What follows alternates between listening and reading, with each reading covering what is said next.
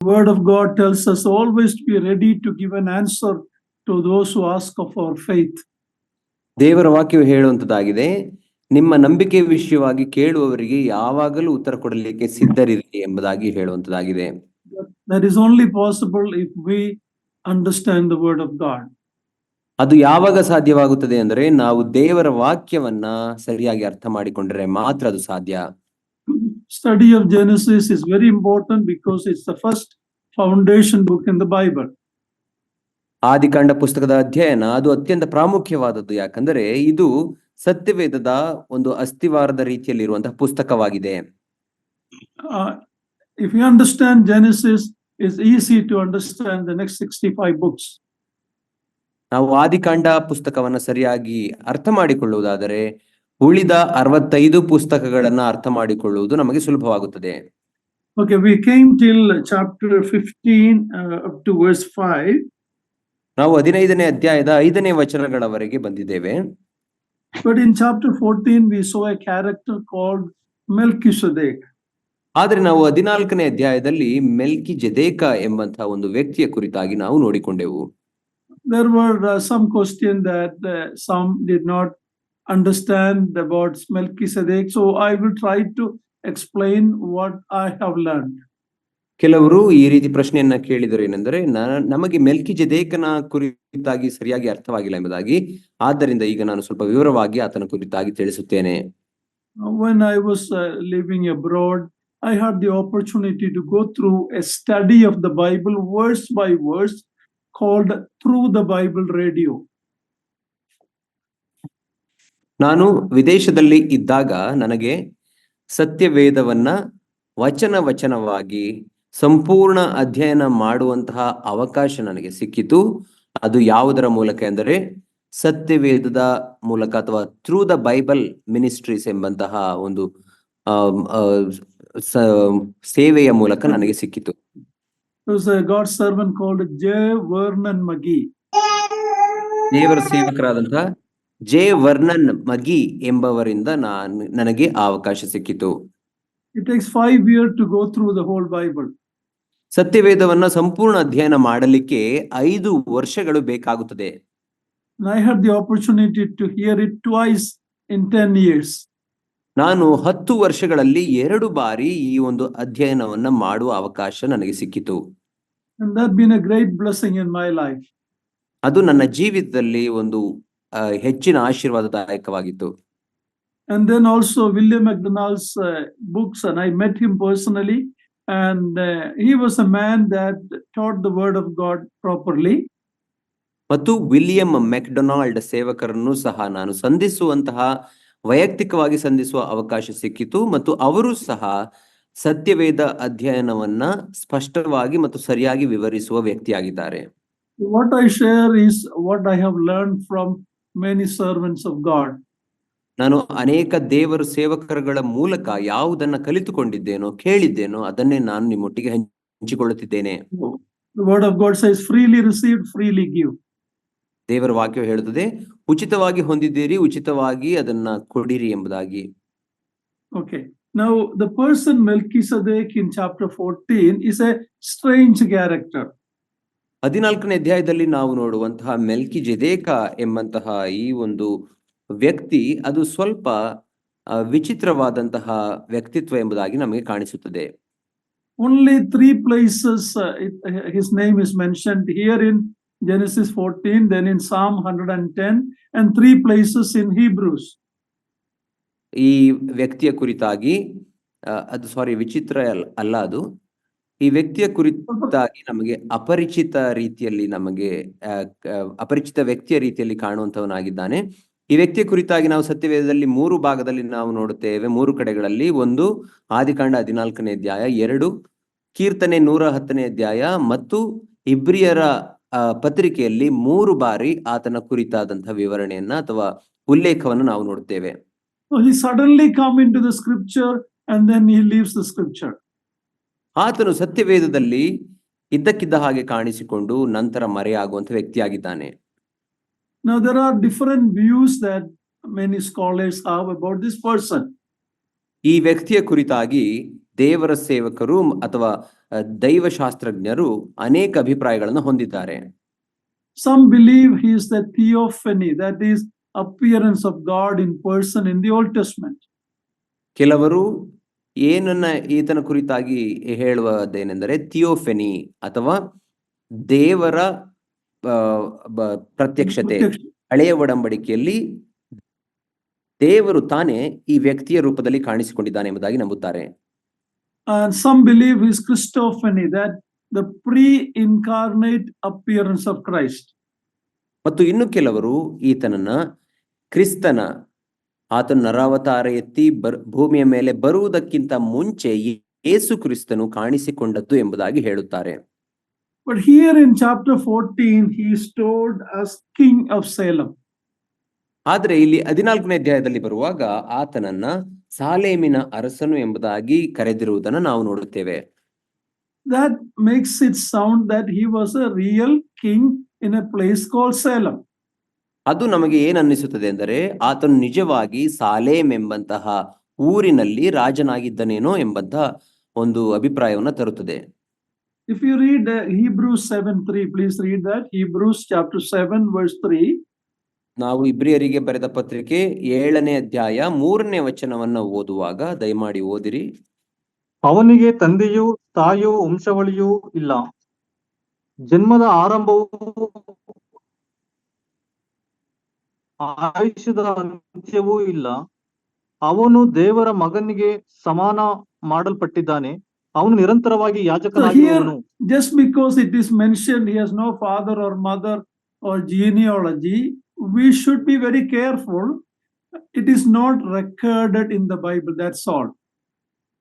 ಆತನಿಗೆ ವಂಶಾವಳಿಯಾಗಲಿ ಅಥವಾ ತಂದೆಯಾಗಲಿ ತಾಯಿಯಾಗಲಿ ಇಲ್ಲ ಎಂಬುದಾಗಿ ಹೇಳಿರುವುದರ ಅರ್ಥ ಆತನಿಗೆ ತಂದೆ ತಾಯಿ ಇಲ್ಲ ಎಂಬುದಾಗಿ ಅಲ್ಲ, ಆದರೆ ಆ ರೀತಿ ಸತ್ಯವೇದದಲ್ಲಿ ಅದು ನಮೂದಿಸಲ್ಪಟ್ಟಿದೆ ಎಂಬುದಾಗಿ ನಾವು ಅರ್ಥ ಮಾಡಿಕೊಳ್ಳಬೇಕಷ್ಟೇ. If he is a king of a place called Salem, then he has to be a human being. ಆತನು ಒಂದು ವೇಳೆ ಸಾಲೇಮ್ ಎಂಬಂತಹ ಆ ಸ್ಥಳದ ರಾಜನಾಗಿರುವುದಾದರೆ, ಅರಸನಾಗಿರುವುದಾದರೆ ಆತನು ಮನುಷ್ಯನಾಗಿರಲೇಬೇಕು. So the way we understand that nothing is mentioned about his genealogy is excuse me, his parents, especially in a book called Genesis, which is always about family, so and so beget so and so. In such a book, here is a character whose parents are not mentioned.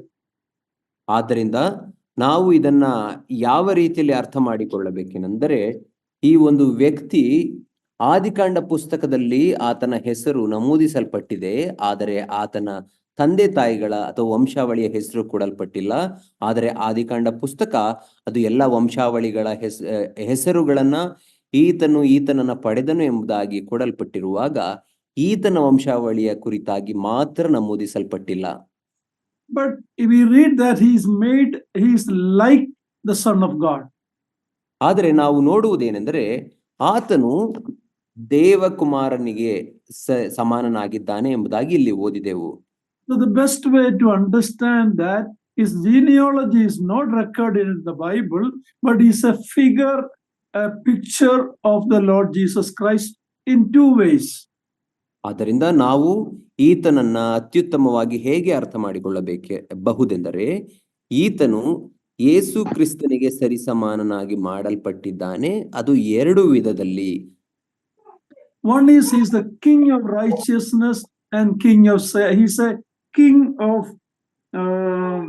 righteousness and king of Salem. ಮೊದಲನೇದಾಗಿ ಆತನು ಸಾಲೇಮಿನ ಅರಸನು, ಆತನು ನೀತಿಯ ಅರಸನು. ಎರಡನೇದಾಗಿ and this is the picture of Jesus Christ as the God of righteousness and also the Lord of peace. ನಾವು ಇದನ್ನೇ ಯೇಸು ಕ್ರಿಸ್ತನ ಕುರಿತಾಗಿ ನಾವು ನೋಡುವವರಾಗಿದ್ದೇವೆ. ಏನೆಂದರೆ ಆತನು ಸಮಾಧಾನದ ಅರಸನು ಮತ್ತು ಆತನು ನೀತಿಯ ಅರಸನು ಎಂಬುದಾಗಿ ಓದುತ್ತೇವೆ ಯೇಸು ಕ್ರಿಸ್ತನ ಕುರಿತಾಗಿ. In the Old Testament, priests and kings were always different. ಹಳೆಯ ಒಡಂಬಡಿಕೆಯಲ್ಲಿ ಅರಸನು ಮತ್ತು ಮಹಾಯಾಜಕನು ಬೇರೆ ಬೇರೆ ವ್ಯಕ್ತಿಗಳಾಗಿರುತ್ತಿದ್ದರು.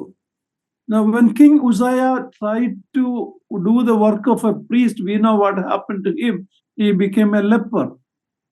ಉಜ್ಜಿಯ ಅರಸನಾದ ಉಜ್ಜಿಯನು ಆತನು ಮಹಾಯಾಜಕನ ಕಾರ್ಯವನ್ನ ತಾನೇ ಮಾಡಬೇಕೆಂಬುದಾಗಿ ಹೋದಾಗ ಏನು ಸಂಭವಿಸಿತು ಎಂಬುದಾಗಿ ನಮಗೆ ತಿಳಿದಿದೆ. ಆತನು ಕುಷ್ಠರೋಗಿಯಾದನು.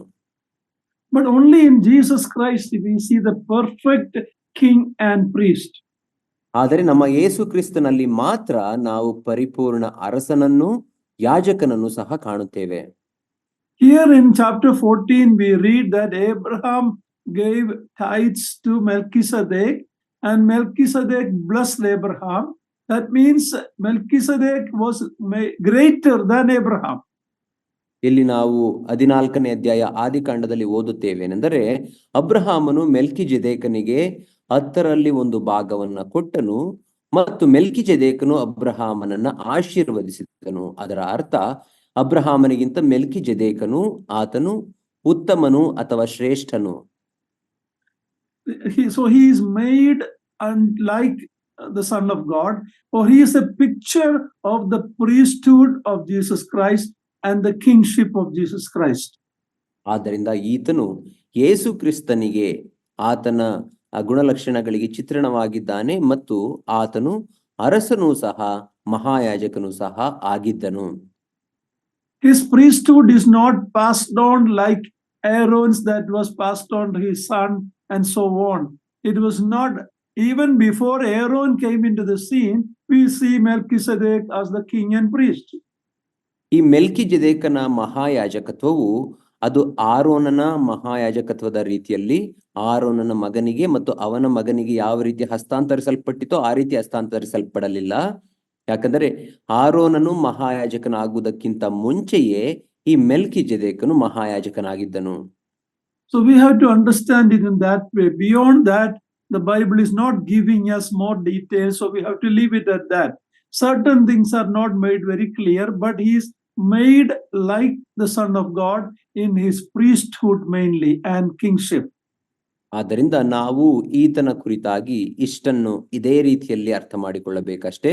ಸತ್ಯವೇದದಲ್ಲಿ ಕೆಲವು ವಿಷಯಗಳ ವಿವರಣೆಯು ಅದು ಕೊಡಲ್ಪಟ್ಟಿಲ್ಲ.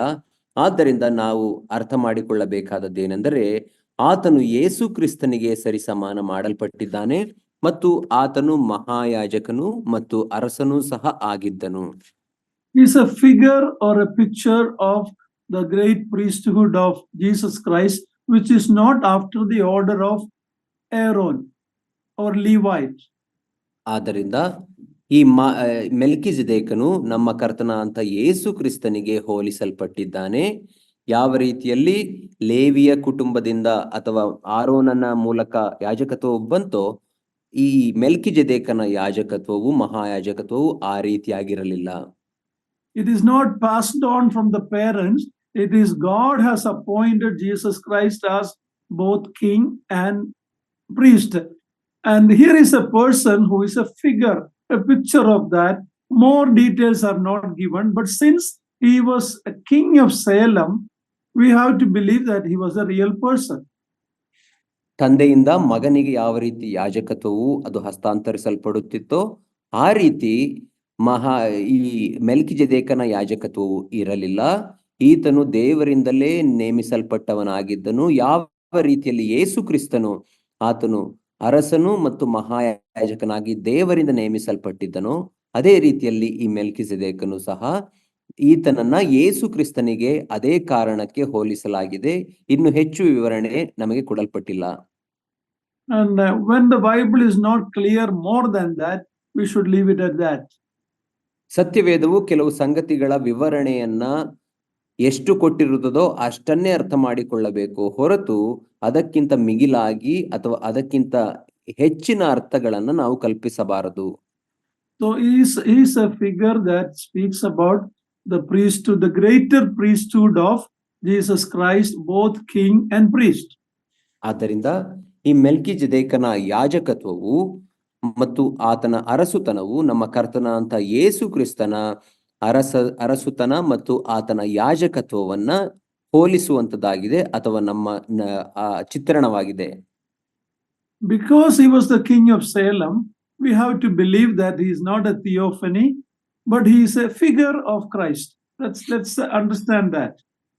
ಆದ್ದರಿಂದ ಈ ಮೆಲ್ಕಿಜೆದೇಕನು ಆ ಸಾಲೇಮ್ ಎಂಬಂತಹ ಆ ಸ್ಥಳದ ಅಥವಾ ಊರಿನ ಅರಸನಾಗಿದ್ದರಿಂದ ನಾವು ಇದು ದೇವರು ಪ್ರತ್ಯಕ್ಷವಾದದ್ದು ಎಂಬುದಾಗಿ ಅರ್ಥ ಮಾಡಿಕೊಳ್ಳಬಾರದು, ಬದಲಾಗಿ ಈತನನ್ನ ಯೇಸು ಕ್ರಿಸ್ತನಿಗೆ ಹೋಲಿಸಲ್ಪಟ್ಟಿದೆ ಎಂಬುದಾಗಿ ಅಷ್ಟೇ ಅರ್ಥ ಮಾಡಿಕೊಳ್ಳಬೇಕು. Okay, I hope it clarifies little bit. Beyond that, I myself also don't know. ಆದ್ದರಿಂದ ಮೆಲ್ಕಿಜೆದೇಕನ ಕುರಿತಾಗಿ ನಿಮಗೆ ಸ್ಪಷ್ಟವಾಗಿದೆ ಎಂಬುದಾಗಿ ನಾನು ನೆನೆಸುತ್ತೇನೆ. ಇದಕ್ಕಿಂತ ಮಿಗಿಲಾಗಿ ನನಗೂ ವಿಷಯವು ತಿಳಿದಿಲ್ಲ. Okay, now when now Abraham met, or Melchizedek came and met Abraham before the king of Sodom came with a compromise offer. ಮೆಲ್ಕಿಜೆದೇಕನು ಅಬ್ರಹಾಮನನ್ನ ಬಂದು ಸಂಧಿಸುವುದಕ್ಕಿಂತ ಮುಂಚೆಯೇ ಆ ಸೋದೋಮಿನ No. Sodom ರಾಜನು ಬರುವುದಕ್ಕೆ ಮುಂಚೆ Abraham was met by this Melchizedek. ಸೋದೋಮಿನ ಅರಸನು ಅಬ್ರಹಾಮನನ್ನ ಸಂಧಿಸುವುದಕ್ಕಿಂತ ಮುಂಚೆಯೇ ಮೆಲ್ಕಿಜೆದೇಕನು ಬಂದು ಅಬ್ರಹಾಮನನ್ನ ಸಂಧಿಸಿದ್ದನು. It is very good that we have a meeting of Jesus Christ. We have a good relationship with Jesus Christ. Then before the temptation comes, we will be able to stand. When the temptation comes, if we are sound in the Lord Jesus Christ. ಆದ್ದರಿಂದಲೇ ನಾವು ನಮ್ಮ ಕರ್ತನಾಂತ ಯೇಸು ಕ್ರಿಸ್ತನೊಟ್ಟಿಗೆ ಒಳ್ಳೆಯ ವೈಯಕ್ತಿಕ ಸಂಬಂಧವನ್ನ, ಅನ್ಯೋನ್ಯತೆಯನ್ನ ಹೊಂದಿರುವ ಅವಶ್ಯಕತೆ ಇದೆ. ಯಾಕಂದರೆ ಆತನೊಟ್ಟಿಗೆ ಒಳ್ಳೆಯ ವೈಯಕ್ತಿಕ ಸಂಬಂಧ ಅಥವಾ ಅನ್ಯೋನ್ಯತೆಯನ್ನು ಹೊಂದಿರುವಾಗ ನಮಗೆ ಶೋಧನೆಗಳು ಬರುವುದಾದರೆ ನಾವು ಅದನ್ನ ಗೆಲ್ಲುತ್ತೇವೆ. Sodom's king offered him goods or material blessings and give me the people. Satan is a picture of Satan. Satan always wants the souls of people, and he will give us instead the things of the world. And Bible says, do not love the world and the things of the world. Abraham won in this test. ಸೋದೋಮಿನ ಅರಸನನ್ನ ನಾವು ನೋಡುವಾಗ ಆತನು ಲೌಕಿಕ ವಸ್ತುಗಳನ್ನ ಆತನಿಗೆ ಕೊಡುತ್ತೇನೆ ಎಂಬುದಾಗಿ ಹೇಳಿದನು. ಅದಕ್ಕೆ ಬದಲಾಗಿ ಜನರನ್ನ ನನಗೆ ಕೊಡು ಎಂಬುದಾಗಿ ಹೇಳಿದನು. ಈ ಸೋದೋಮಿನ ಅರಸನು ಸೈತಾನನಿಗೆ ಸೂಚನೆ ಆಗಿದ್ದಾನೆ. ಸೈತಾನನು ಸಹ ಈ ಲೋಕದ ಆಶಯಪಾಶೆಗಳನ್ನ, ವೈಭವವನ್ನ ನಮಗೆ ಕೊಡುವಾತನಾಗಿರುತ್ತಾನೆ. ಅದಕ್ಕೆ ಬದಲಾಗಿ ಜನರ ಆತ್ಮವನ್ನ ಆತನು ಬಯಸುತ್ತಾನೆ. ಆದರೆ ದೇವರ ವಾಕ್ಯವು ಹೇಳುವಂತದ್ದಾಗಿದೆ, ಈ ಲೋಕದ ಸಂಗತಿಗಳನ್ನ ಆಶಿಸಬೇಡ್ರಿ, ಅವುಗಳನ್ನ ಆಶಿಸಬೇಡ್ರಿ ಎಂಬುದಾಗಿ ಹೇಳುವಂತದ್ದಾಗಿದೆ. ಅದೇ ರೀತಿಯಲ್ಲಿ ನಾವು ಸಹ ಇರಬೇಕು. So in this test, Abraham won. ಈ ಒಂದು ಶೋಧನೆಯಲ್ಲಿ ಅಬ್ರಹಾಮನು ಜಯಿಸಿದನು ಎಂಬುದಾಗಿ ನೋಡುತ್ತೇವೆ. Because Melchizedek blessed him in the name of the Most High God. ಯಾಕಂದರೆ ಮೆಲ್ಕಿಜೆದೇಕನು ಅಬ್ರಹಾಮನನ್ನ ಪರಾತ್ಪರ ದೇವರ ಹೆಸರಿನಲ್ಲಿ ಆಶೀರ್ವದಿಸಿದ್ದನು. When you have that God's blessing, you don't want what the world offers you. ಆದ್ದರಿಂದ ನಿಮಗೆ ಪರಾತ್ಪರ ದೇವರ ಆಶೀರ್ವಾದ ಇರುವಾಗ ಈ ಲೋಕವು ಕೊಡುವಂತಹ ಯಾವುದೇ ಸಂಗತಿಯ ಅವಶ್ಯಕತೆ ಇರುವುದಿಲ್ಲ. What is Ephesians 1:3 says? We are already blessed in Christ with all the spiritual blessings in the heavenly realm. ಎಫೆಸದವರಿಗೆ ಬರೆದ ಪತ್ರಿಕೆ 1ನೇ ಅಧ್ಯಾಯ 3ನೇ ವಚನವು ನಮಗೆ ಏನು ಹೇಳುತ್ತದೆ?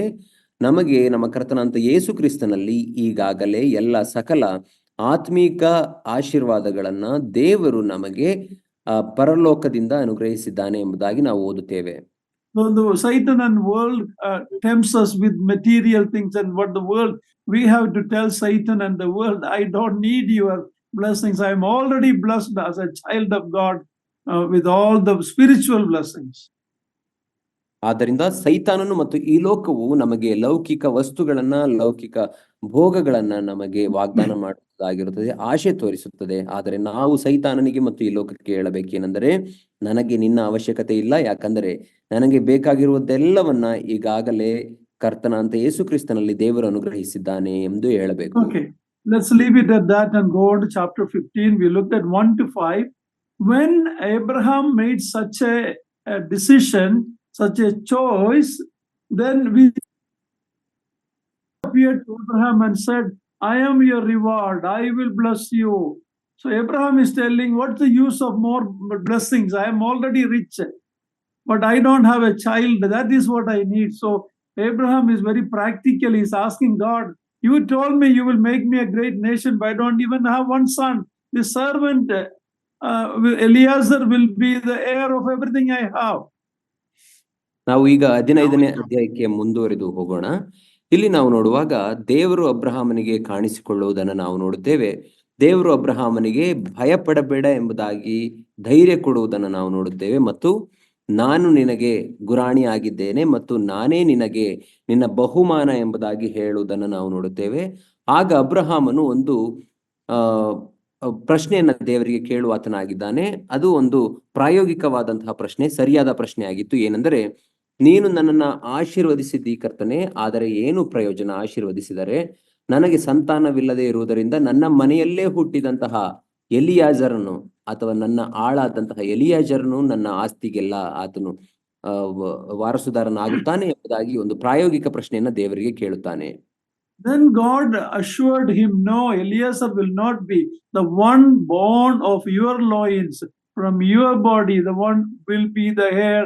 And then he shown him earlier like the sand of the sea, and now the stars of heaven, your descendant will be. ಆಗ ದೇವರು ಎಲಿಯೆಜರನು ನಿನಗೆ ವಾರಸುದಾರನಾಗುವುದಿಲ್ಲ, ಬದಲಾಗಿ ನಿನ್ನ ಹೊಟ್ಟೆಯಲ್ಲಿ ಹುಟ್ಟುವ ಆತನೇ ನಿನಗೆ ಆತನು ಸಂತಾನವಾಗುತ್ತಾನೆ ಎಂಬುದಾಗಿ ವಾಗ್ದಾನ ಮಾಡುವುದನ್ನು ನಾವು ನೋಡುತ್ತೇವೆ. ಈ ಹಿಂದೆ ದೇವರು ಸಮುದ್ರದ ಮರಳಿನಷ್ಟು ನಿನಗೆ ಸಂತತಿಯನ್ನು ಕೊಡುತ್ತೇನೆ ಎಂಬುದಾಗಿ ಹೇಳಿದ ದೇವರು ಈಗ ಆಕಾಶದ ನಕ್ಷತ್ರಗಳನ್ನ ತೋರಿಸಿ ಆತನಿಗೆ ಇಷ್ಟು ಸಂತತಿಯನ್ನು ನಿನಗೆ ಕೊಡುತ್ತೇನೆ ಎಂಬುದಾಗಿ ವಾಗ್ದಾನ ಮಾಡುವುದನ್ನು ನಾವು from your family, from you, ಅಬ್ರಹಾಮಿನ ಹೊಟ್ಟೆಯಿಂದಲ್ಲ, but from your, and from you will be the father of a promised son. God is assuring Abraham that no, not Eliezer, your own descendant from your body will be the heir. ಇಲ್ಲಿ ದೇವರು ನಮ್ಮೆಲ್ಲರ ಗಮನಕ್ಕೆ ತರುವಂತದ್ದು, ಎಲಿಯಾಜರನ ಮೂಲಕ ನಿನಗೆ ಸಂತತಿಯನ್ನು ಕೊಡುವುದಿಲ್ಲ, ನಿನ್ನ ಮೂಲಕವೇ ಆಗುವಂತ ಸಂತತಿಯ ಮೂಲಕ ನಿನಗೆ ಆಗ್ತದೆ ಎಂಬುದಾಗಿ ತಿಳಿಸುವವನಾಗಿದ್ದಾನೆ. And verse 6, let's read verse 6. Then he believed in the Lord and he reckoned him as righteousness. ಆರನೇ ವಚನ. ಇಲ್ಲಿ ನಾವು 6ನೇ ವಚನದಲ್ಲಿ ನೋಡುವಾಗ, ಆತನು ದೇವರು ಕೊಟ್ಟಂತ ಆಜ್ಞೆನ ಅಥವಾ ವಾಗ್ದಾನವನ್ನು ಆತನು ನಂಬಿದನು ಎಂಬುದಾಗಿ ನಾವು ನೋಡುವಂತವರಾಗಿರ್ತೇವೆ. ಅಬ್ರಹಾಮನು ಯೆಹೋವನನ್ನು ನಂಬಿದನು, ಯೆಹೋವನು ಅವನ ನಂಬಿಕೆಯನ್ನು ಅವನ ಲೆಕ್ಕಕ್ಕೆ ನೀತಿ ಎಂದು ಎಣಿಸಿದನು. This is where we read about Abraham's faith, one of the greatest in scriptures. ಇಲ್ಲಿ ತಾನೇ ನಾವು ಅಬ್ರಾಹ್ಮನ ಕುರಿತಾಗಿ ಆತನ ನಂಬಿಕೆ ಕುರಿತಾಗಿ ನಾವು ಕಾಣುವಂತವರಾಗಿರ್ತೇವೆ. Abraham believed means Abraham said amen, amen to what God said. ಅಲ್ಲಿ ಅಬ್ರಾಹ್ಮನು ದೇವರು ಹೇಳಿದ ಹಾಗೆಯೇ ಆಗಲಿ ಕರ್ತನೆ ಎಂಬುದಾಗಿ ಆತನು ಸ್ವೀಕಾರ ಮಾಡಿದನು, ಆತನು ಹೇಳಿದನು. This is repeated 3 times in the New Testament in Romans 4:3. Please read that, Romans 4:3. ರೋಮಾಪುರದ ಪತ್ರಿಕೆ 4:3ನೇ ವಚನದಲ್ಲಿ ನೋಡ್ತಾ ಬರೋಣ. Galatians 3:6, James 2:23. ಇದರ ವಿಷಯದಲ್ಲಿ ಶಾಸ್ತ್ರವು ಹೇಳುವುದನ್ನು ಆಲೋಚಿಸಿರಿ. ಅಬ್ರಹಾಮನು ದೇವರನ್ನು ನಂಬಿದನು, ಆ ನಂಬಿಕೆ ಅವನ ಲೆಕ್ಕಕ್ಕೆ ನೀತಿ ಎಂದು ಎಣಿಸಲ್ಪಟ್ಟಿತು ಎಂದು ಹೇಳುತ್ತದೆ. Galatians 3:6. ಹಲೋ, ಕಂಟಿನ್ಯೂ ಮಾಡಿಬೇಕು. ಓಕೆ. Galatians 3:6. ಅಬ್ರಹಾಮನು ದೇವರನ್ನು ನಂಬಿದನು, ಆ ನಂಬಿಕೆ ಅವನ ಲೆಕ್ಕಕ್ಕೆ ನೀತಿ ಎಂದು ಎಣಿಸಲ್ಪಟ್ಟಿತು ಎಂಬುದಾಗಿ ಬರೆದದೆಯಲ್ಲ. James 2:23. ಯಾಕೋಬ 2:23. ಆ ನಂಬಿಕೆ ಅಬ್ರಹಾಮನು ದೇವರನ್ನು ನಂಬಿದನು, ಆ ನಂಬಿಕೆ ಅವನ ಲೆಕ್ಕಕ್ಕೆ ನೀತಿ ಎಂದು ಎಣಿಸಲ್ಪಟ್ಟಿತು ಎಂಬ ಶಾಸ್ತ್ರದ ಮಾತು ಹೀಗೆ ನೆರವೇರಿತು. So Abraham's faith is a great faith as an example to you and me. ಆದ್ದರಿಂದ ಅಬ್ರಹಾಮನ ನಂಬಿಕೆಯು ನನಗೆ ನಿಮಗೆ ಅದು ಶ್ರೇಷ್ಠ ನಂಬಿಕೆಯ ಉದಾಹರಣೆಯಾಗಿದೆ, ಮಾದರಿಯಾಗಿದೆ. Remember, this is before any scripture was ever written. ಜ್ಞಾಪಕ ಇಟ್ಟುಕೊಳ್ಳ್ರಿ, ಯಾವುದೇ ದೇವರ ವಾಕ್ಯವು ಬರೆಯಲ್ಪಡುವುದಕ್ಕಿಂತ ಮುಂಚೆಯೇ ಈ ನಂಬಿಕೆ ಆತನಲ್ಲಿತ್ತು. Abraham only had God's word. ಅಬ್ರಹಾಮನಿಗೆ ಕೇವಲ ದೇವರಿಂದ ಬಂದಂತಹ ವಾಕ್ಯವಿತ್ತಷ್ಟೇ. That he believed. ಅದನ್ನೇ ಆತನು ನಂಬಿದನು. That is how a person gets saved. ಆ ಒಬ್ಬ ವ್ಯಕ್ತಿಯು ರಕ್ಷಣೆ ಹೊಂದುವುದು ಅದೇ ನಂಬಿಕೆಯ ಮೂಲಕ. Believe God. ದೇವರನ್ನ ನಂಬಬೇಕು. Simply accept who Christ is and what he has done for us on the cross, followed by his resurrection. ಆ ಯೇಸು ಕ್ರಿಸ್ತನು ಯಾರಾಗಿದ್ದಾನೆ ಎಂಬುದನ್ನು ನಾವು ನಂಬಬೇಕು. ಆತನು ಶಿಲುಬೆಯ ಮೇಲೆ ಮಾಡಿ ಮುಗಿಸಿದಂತಹ ಕಾರ್ಯ ಮತ್ತು ಆತನು ಪುನರುತ್ಥಾನವಾಗಿದ್ದಾನೆ ಎಂಬುದರ ಮೇಲೆ ಕೇವಲ ಸರಳವಾದ ನಂಬಿಕೆ ಇಡುವುದರ ಮೂಲಕ ನಾವು ನೀತಿವಂತರಾಗುತ್ತೇವೆ. That is how a sinner will be saved.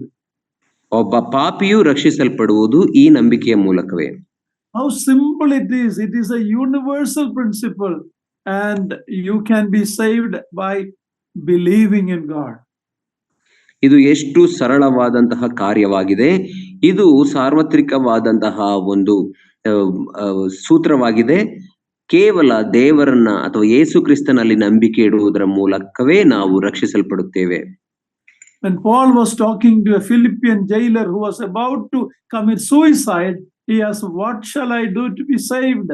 He said, "Believe in the Lord Jesus Christ. You will be saved and your household." ನಾವು ಅಪೊಸ್ತಲರ ಕೃತ್ಯದಲ್ಲಿ ಪೌಲನು ಮತ್ತು ಅವರು ಸೆರೆವಾಸದಲ್ಲಿರುವಾಗ ಆ ಸೆರೆಯ ಅಧಿಕಾರಿ ಆತನಿಗೆ ಕೇಳುತ್ತಾನೆ, ನಾನು ರಕ್ಷಣೆ ಹೊಂದಬೇಕಾದರೆ ಏನು ಮಾಡಬೇಕೆಂಬುದಾಗಿ ಹೇಳುವಾಗ, ನಂಬಿ ದೀಕ್ಷಾ ಸ್ನಾನ ಮಾಡಿಸಿಕೋ ಎಂಬುದಾಗಿ ಆತನಿಗೆ ಹೇಳುವುದನ್ನು ನಾವು ನೋಡುತ್ತೇವೆ. ನೀನು ನಂಬಿದರೆ ನಿನ್ನ ಮನೆಯವರು ರಕ್ಷಣೆ ಹೊಂದುವರು ಎಂಬುದಾಗಿ ಆತನಿಗೆ ಹೇಳುತ್ತಾನೆ. Sorry Niranjan, I have to correct you. ನಂಬಿ ದೀಕ್ಷಾ ಸ್ನಾನ ಮಾಡೋದು ಹೇಳಲಿಲ್ಲ. ಕರ್ತನಾದ ಯೇಸು ಕ್ರಿಸ್ತನ ಮೇಲೆ ನಂಬಿರಿ, ಹಾಗೆ ನೀವು ರಕ್ಷಣೆ ಹೊಂದುವಿರಿ, ನಿಮ್ಮ ಮನೆಯವರು. So only salvation, not even baptism. Okay, sorry. ಅಲ್ಲಿ ನಾವು ನೋಡುವಾಗ ಪೌಲನು ಆತನಿಗೆ ಹೇಳುವುದು ಸೆರೆಯ ಅಧಿಕಾರಿಗೆ, ನೀನು ಯೇಸು ಕ್ರಿಸ್ತನಲ್ಲಿ ನಂಬಿಕೆ ಇಡುವುದರ ಮೂಲಕ ನೀನು ರಕ್ಷಣೆ ಹೊಂದುತ್ತಿ, ನಿನ್ನ ಮನೆಯವರು ರಕ್ಷಣೆ ಹೊಂದುತ್ತಾರೆ. ಅದು ದೀಕ್ಷಾ ಸ್ನಾನದಿಂದ ನಾವು ರಕ್ಷಣೆ ಹೊಂದುವುದಿಲ್ಲ, ಯೇಸು ಕ್ರಿಸ್ತನಲ್ಲಿ ನಂಬಿಕೆ ಇಡುವುದರ ಮೂಲಕವಷ್ಟೇ ನಾವು ರಕ್ಷಣೆ ಹೊಂದುತ್ತೇವೆ.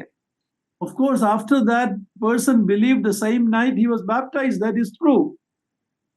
ಆ ವ್ಯಕ್ತಿ, ಆ ಸೆರೆಮನೆಯ ಅಧಿಕಾರಿ ನಂಬಿ ಕ್ರಿಸ್ತನಲ್ಲಿ ನಂಬಿಕೆ ಇಟ್ಟ ರಾತ್ರಿಯೇ ಆತನು ದೀಕ್ಷಾ ಸ್ನಾನ ತೆಗೆದುಕೊಳ್ಳುತ್ತಾನೆ ಎಂಬುದಾಗಿ ನಾವು ನೋಡುತ್ತೇವೆ. Okay, so this is the important thing to know. Faith only. By grace through faith. From God's side it is grace, but from our side it is faith. Ephesians 2:8 and 9. ಆದ್ದರಿಂದ ಎಫೆಸದವರಿಗೆ ಬರೆದ ಪತ್ರಿಕೆ 8 ಮತ್ತು 9ನೇ ವಚನದಲ್ಲಿ ನೋಡುವ ಪ್ರಕಾರ, ಕೃಪೆಯಿಂದಲೇ ನಂಬುವುದರ ಮೂಲಕ ಕೃಪೆಯಿಂದಲೇ ನಾವು ರಕ್ಷಣೆ ಹೊಂದಿದ್ದೇವೆ ಎಂಬುದಾಗಿ ನಾವು ನೋಡುತ್ತೇವೆ. ನಂಬಿಕೆ ಅದು ನಮ್ಮ ಪರವಾಗಿ ಇರಬೇಕು. ರಕ್ಷಣೆ ಎಂಬಂತದನ್ನ ದೇವರು ಕೃಪೆಯನ್ನ ತೋರಿಸುವುದರ ಮೂಲಕ ನಮಗೆ ರಕ್ಷಣೆಯನ್ನ ಕೊಡುತ್ತಾನೆ. ಅದು ದೇವರಿಂದ ಬರುವಂತದ್ದು. So verse 6 is very important. Abraham believed God, it was reckoned to him or put to his account as righteousness. 6ನೇ ವಚನವು ಆದ್ದರಿಂದ ಅತ್ಯಂತ ಪ್ರಾಮುಖ್ಯವಾದದ್ದು. ಅಬ್ರಹಾಮನು ಯೆಹೋವನನ್ನು ನಂಬಿದನು, ಯೆಹೋವನು ಅವನ ನಂಬಿಕೆಯನ್ನು ಅವನ ಲೆಕ್ಕಕ್ಕೆ ನೀತಿ ಎಂದು ಎಣಿಸಿದನು. Okay, now let's read verse 7 to 10. ಈಗ 7ರಿಂದ 10ನೇ ವಚನಗಳವರೆಗೆ ಓದಿಕೊಳ್ಳೋಣ. Chapter 15. ಆಮೇಲೆ ಆತನು ಅವನಿಗೆ, ಈ ದೇಶದ ಬಾಧ್ಯತೆಯನ್ನು ನಿನಗೆ ಕೊಡುವುದಕ್ಕೋಸ್ಕರ ನಿನ್ನನ್ನು ಊರ್ ಎಂಬ ಕಲ್ದೀಯರ ಪಟ್ಟಣದಿಂದ ಬರಮಾಡಿದ ಯೆಹೋವನೇ ನಾನು ಎಂದು ಹೇಳಲು, ಅವನು, ಕರ್ತನಾದ ಯೆಹೋವನೇ, ನಾನು ಇದನ್ನು ಬಾಧ್ಯವಾಗಿ ಹೊಂದುವೆನೆಂದು ತಿಳಿದುಕೊಳ್ಳುವುದು ಹೇಗೆ ಎಂದು ಕೇಳಿದನು. ಅದಕ್ಕೆ ಆತನು, ನೀನು 3 ವರ್ಷಗಳ ಮಣಕ, ಆಡು, ಟಗರು ಇವುಗಳನ್ನು ಬೆಳವಕ್ಕಿಯನ್ನು ಪಾರಿವಾಳದ ಮರಿಗಳನ್ನು ತೆಗೆದುಕೊಂಡು ಬಾ ಅಂದನು. ಅವನು ಇವುಗಳನ್ನೆಲ್ಲ ತೆಗೆದುಕೊಂಡು ಬಂದು ಪಶುಗಳನ್ನು ಕಡಿದು 2 ಹೋಳು ಮಾಡಿ ತುಂಡಿಗೆ ತುಂಡನ್ನು ಎದುರಾಗಿ ಇಟ್ಟನು. ಪಕ್ಷಿಗಳನ್ನು ಮಾತ್ರ ಕಡಿಯಲಿಲ್ಲ. Read verse 11 also, brother. ಆ ಶವಗಳ ಮೇಲೆ ಹದ್ದುಗಳು ಎರಗಲು ಅಬ್ರಹಾಮನು ಅವುಗಳನ್ನು ಓಡಿಸಿಬಿಟ್ಟನು. Now what we read here is God asking Abraham to prepare a sacrifice. ನಾವು ಇಲ್ಲಿ ಓದುವುದೇನೆಂದರೆ, ದೇವರು ಅಬ್ರಹಾಮನಿಗೆ ಯಜ್ಞವನ್ನ ಸಿದ್ಧ ಮಾಡಬೇಕು ಎಂಬುದಾಗಿ ಹೇಳುತ್ತಿದ್ದಾನೆ.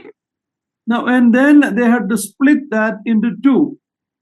ಮತ್ತು ಆ ಯಜ್ಞದ ಪಶುಗಳನ್ನ 2 ತುಂಡರಿಸಬೇಕು. Now this was a common practice of making a covenant in those days, in that culture. ಆ ದಿನಗಳಲ್ಲಿ ಅವರ ಸಂಸ್ಕೃತಿಯಲ್ಲಿ ಒಂದು ಒಡಂಬಡಿಕೆಯನ್ನ ಮಾಡಿಕೊಳ್ಳಬೇಕಾದರೆ ಇದೇ ರೀತಿಯಲ್ಲಿ ಮಾಡುತ್ತಿದ್ರು.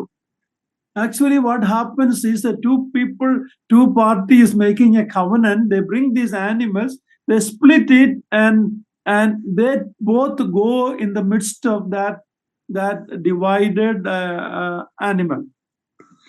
ಎರಡು ಪಕ್ಷದವರು ಒಡಂಬಡಿಕೆಯನ್ನ ಮಾಡಿಕೊಳ್ಳುವಾಗ ಒಂದು ಯಜ್ಞದ ಪಶುವನ್ನ ತಂದು ಅದನ್ನ ಅರ್ಧ ಕಡಿದು ಆ ಶವಗಳ ಮಧ್ಯದಲ್ಲಿ, ಅರ್ಧ ಕಡಿಯಲ್ಪಟ್ಟ ಶವಗಳ ಮಧ್ಯದಲ್ಲಿ ಎರಡು ಪಕ್ಷದವರು ಅವರು ನಡೆಯುವಾಗ ಆ ಒಡಂಬಡಿಕೆಯು ಅದು ಸ್ಥಿರವಾಗುತ್ತಿತ್ತು. Now, what that means is they are agreeing that if any one of them break that covenant, they are agreeing for death. In other words, that covenant has to be very strong. They have to keep it. Otherwise, what happened to these animals can happen to you. That was the understanding in their culture. ಅದರ ಅರ್ಥವೇನೆಂದರೆ, ಅವರು ಮಾಡಿಕೊಂಡಂತಹ ಒಡಂಬಡಿಕೆಯನ್ನ ಎರಡು ಪಕ್ಷಗಳಲ್ಲಿ ಯಾರಾದರೂ ಮುರಿಯುವುದಾದರೆ ಅದಕ್ಕೆ ಶಿಕ್ಷೆ ಮರಣದಂಡನೆ ಎಂಬುದಾಗಿ, ಅಷ್ಟು ತೀವ್ರವಾದಂತಹ ಒಡಂಬಡಿಕೆಯನ್ನ ಮುರಿಯಲು ಅಸಾಧ್ಯವಾದ ರೀತಿಯಲ್ಲಿ ಈ ಒಡಂಬಡಿಕೆಯು ಮಾಡಲ್ಪಡುತ್ತಿತ್ತು. We have a reference about that in Jeremiah 34:18. Please look at that. ಅದರ ಕುರಿತಾದಂತಹ ಉಲ್ಲೇಖವನ್ನ ನಾವು ಯೆರೆಮೀಯನ ಪ್ರವಾದನೆ ಗ್ರಂಥ 34ನೇ ಅಧ್ಯಾಯ 14ನೇ ವಚನದಲ್ಲಿ ಓದುತ್ತೇವೆ. ಅದನ್ನ ದಯಮಾಡಿ ಓದ್ರಿ. 34:18. 34ನೇ ಅಧ್ಯಾಯ 18ನೇ ವಚನ. God is telling Israel how they failed in that covenant. ದೇವರು ಇಸ್ರಾಯೇಲರಿಗೆ ಅವರು ದೇವರೊಟ್ಟಿಗೆ ಮಾಡಿಕೊಂಡ ಒಡಂಬಡಿಕೆಯಲ್ಲಿ ಯಾವ ರೀತಿ ಸೋತು ಹೋದರು ಎಂಬುದನ್ನ ಇಲ್ಲಿ ವಿವರಿಸುತ್ತಿದ್ದಾನೆ. Please read verse 18.